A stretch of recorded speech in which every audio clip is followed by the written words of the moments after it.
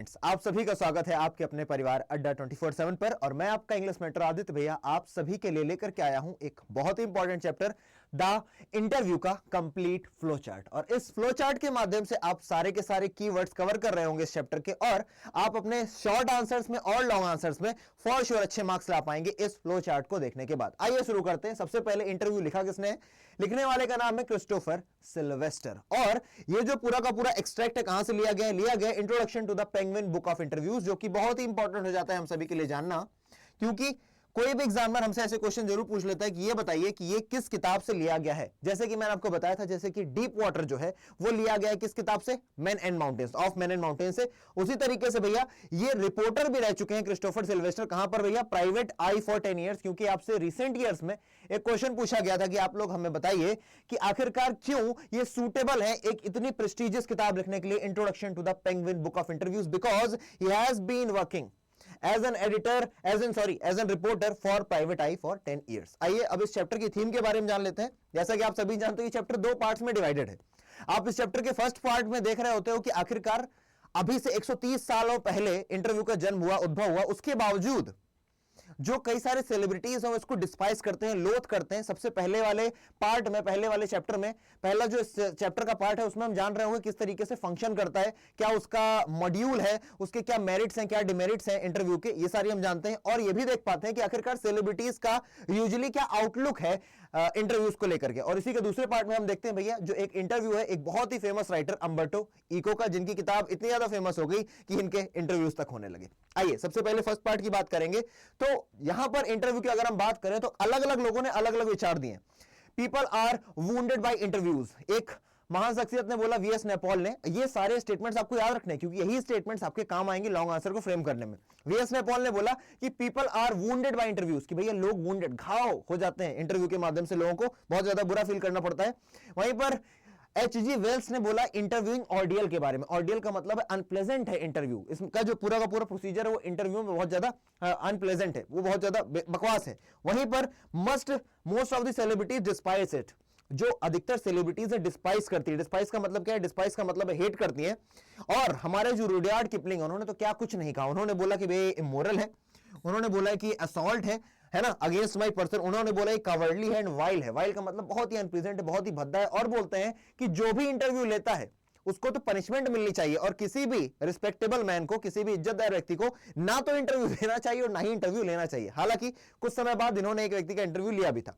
और just horror of interviewer, ये किसका एक्सपीरियंस था बेटा? लुइस कैरोल का, जिन्होंने लिखी थी एलिस इन वंडरलैंड। इसलिए लुइस कैरोल किसी को ऑटोग्राफ नहीं देते थे, किसी को अपने पास नहीं आने देते थे, कभी भी इन्होंने इंटरव्यू नहीं दिया।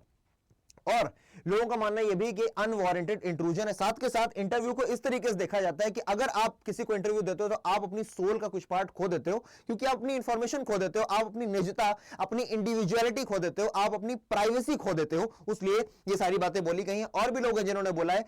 सॉल बेलो ने बोला कि interviews as being like thumbprints on his windpipe. हालांकि सॉल बेलो कई सारे इंटरव्यूज इन्होंने दिए हैं, इवन दो इन्होंने क्या बोला, इतने सारे इंटरव्यूज देने के बावजूद भी इन्होंने बोला कि जैसे ये जो इंटरव्यू है एक तरीके से ऐसा लगता है मेरी गले पर किसी ने हाथ रख दिया और बहुत ही फियर फील करता हूं मैं। तो यहां से क्या आउटकम निकल कर गया है? क्योंकि पेपर में पूछा गया कि आखिरकार इस एक्सप्रेशन से आप क्या समझते हो, तो कोई भी इंसान फियरफुल फील करेगा।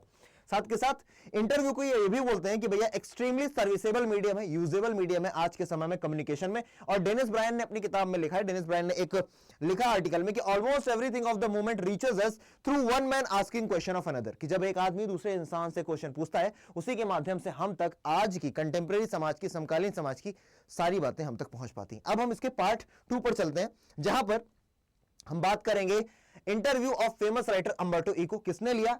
लेने वाले का नाम था मुकुंद पद्मनाभन। और मुकुंद पद्मनाभन किस न्यूज़पेपर के लिए काम करते थे? द हिंदू के लिए काम किया करते थे। किसके लिए काम किया करते थे? द हिंदू के लिए ये काम किया करते थे। आइए अब इन्होंने किताब लिखी थी बहुत ही famous, the name of the rose, जिस किताब में इन्होंने मिडिएवल हिस्ट्री के बारे में बात की, मेटाफिजिक्स के बारे में, रिलीजन के बारे में बात की है। और आप ये जो अंबर्टो इको इनसे सीख सकते हैं कि भैया इनका टाइम मैनेजमेंट अलग ही लेवल का है भाई। इनका जो टाइम मैनेजमेंट है ये वर्क करते हैं इंटरसाइजेस में, यानी कि जब दो एक्टिविटीज ये कर रहे होते हैं, ये आपके पेपर में पूछा गया क्वेश्चन है, जब ये दो एक्टिविटीज कर रहे होते हैं उसके बीच में भी टाइम निकाल लेते हैं और अपना काम करते हैं, और ये बोलते हैं कि जिस तरीके से पूरा संसार है, अगर इस संसार से पूरा एम्प्टी स्पेस निकाल लें तो ये पूरा संसार मेरी मुट्ठी के बराबर बन जाएगा, फिस्ट के बराबर बन जाएगा। उसी तरीके से हमारी लाइफ में भी इंटरसाइजेस है, यानी कि फ्री स्पेस होता है, लेकिन हम उसमें टाइम वेस्ट कर देते हैं, तभी हमारे पास उतना टाइम नहीं होता जितना मेरे पास टाइम होता है, क्योंकि मैं हर एक टाइम का यूटिलाइजेशन करता हूं। यहां पर इन्होंने यूनिवर्स को हमारी लाइफ से कंपेयर किया है। आपसे ये क्वेश्चन पूछा जा चुका है, ध्यान रखिएगा।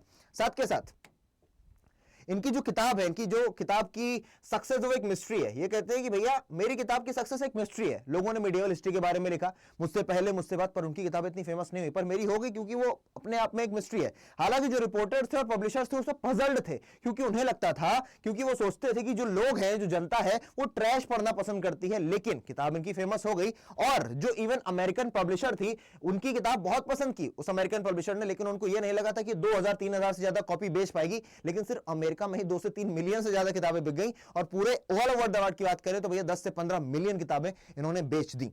और ये था आपका पूरे के पूरे चैप्टर का सार, निचोड़। और अगर आपको पीडीएफ चाहिए या आपको सीवीटी के बैच में एनरोल करना है तो आप मेरी इस ईमेल आईडी aditya.tiwari@adda247.com पर मुझे ईमेल कर सकते हैं, और समय लगते ही मैं आपको फॉर श्योर रिप्लाई करूंगा, ठीक है ना। और अगर आप किसी भी बैच को लेने जा रहे हैं, जो बैच आप सीयूटी से रिलेटेड हो सकता है, किसी और सब्जेक्ट से रिलेटेड हो सकता है, तो आप कोड यूज कर सकते हैं S743, and by using this code you will get the maximum discount. And if you have any query you can text me on aditya.tiwari@adda247.com। Thank you guys, अपना ख्याल रखें और इसी तरीके से आगे बढ़ते रहें। जय हिंद, जय भारत।